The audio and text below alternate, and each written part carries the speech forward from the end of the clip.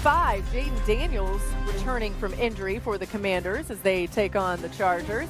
Second quarter is where we pick it up. Chargers lead 10-0. 2nd and 8 for the Chargers on the Commanders 42. And Herbert finds Quentin Johnson over the middle, Dan, but Quan Martin knocks out the ball. This is something this defense in Washington desperately needed. They got absolutely torched last week by the Falcons. They're down 10-0, and they find a way to punch the football. Quentin Johnson's been so good for the Chargers. Huge takeaway by that defense. After the fumble, less than 5 to play in the half. Commanders 2nd and 1 on the Chargers 15.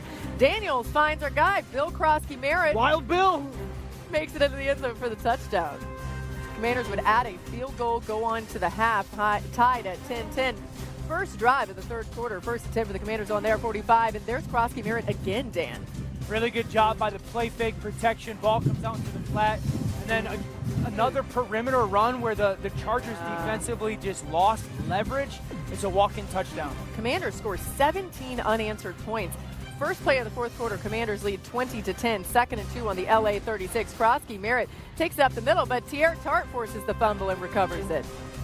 After the turnover, Chargers in the red zone, 3rd and goal at the 4, and Herbert attempting a pass to Keenan Allen, but Mikey Sainer still at the goal line. Commanders would go on to win 27-10, and the news got worse today for the Chargers. New on NFL Live, Chargers head coach Jim Harbaugh said Amari Hampton's going to be placed on IR, sidelining him minimum of 4 games due to his ankle injury.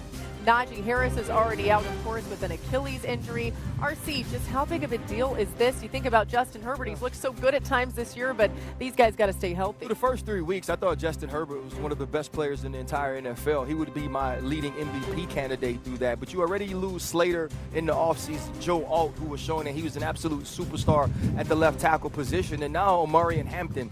After Najee Harris went out, I thought that was actually a good thing for him because you could see Amari Hampton starting to ascend, averaged over 10 yards a carry against the New York Giants. I believe that he's special. I believe he's the sort of special that can change games, and when you are already depleted up front, you need a run game. We know that that's something that Jim Harbaugh wants for his team to get into the play-action chunk game, and so losing him is huge. Mina, how was that Commanders offense, though, able to get back on track with Jayden Daniels under center? I mean, the run game put up gaudy numbers in this one, and when you watch it on tape, one thing that struck me, I've just never seen the Chargers defense out-leverage the way they were, especially on those off-tackle runs, but just the creativity from Cliff Kingsbury, who has always been excellent at designing run game, but he continues to iterate with this Washington offense in really interesting ways.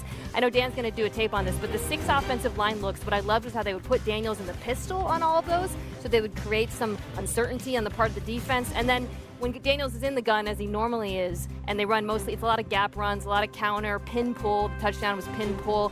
Everybody is pulling and blocking so well out of those looks, and his presence in the gun creates some uncertainty that froze the Chargers' second-level defenders a little bit, but the execution in the offensive line blocking on those gap runs was really excellent. Yeah, I think it's the best way to utilize the pistol in the modern era of the NFL. I've always thought that, Cliff's offenses were a little bit finesse.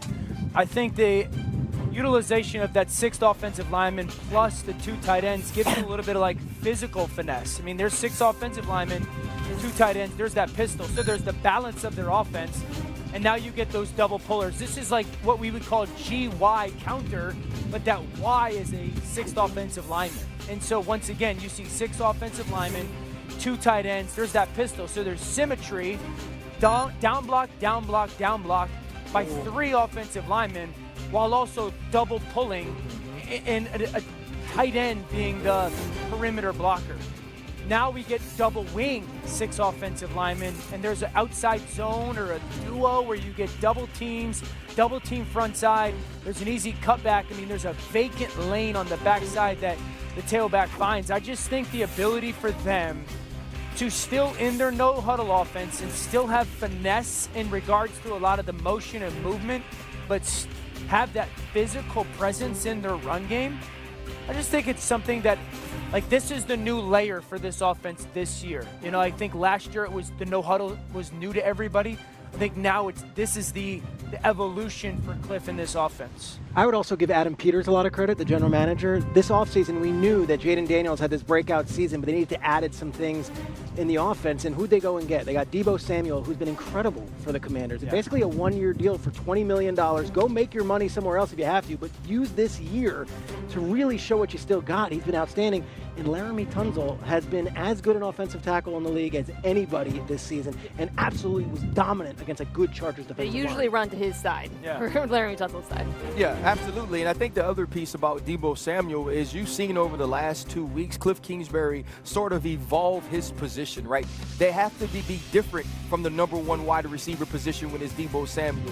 We're talking about the backside of empty, reduced splits, deep crossers. We're seeing him in motion, getting the football to him very quickly in the flat. Also, he's used largely in the quick screen game. I thought the way that Deebo Samuel was moved around and maneuvered as a chess piece for this offense was extremely interesting in this game. And now you add Terry McLaurin to that when he can come back and take the top off of a defense, and it's really going to help Jayden Daniels. Deebo Samuel has 4 touchdowns in 5 games this season. For reference, last season, 4 touchdowns in 15 games.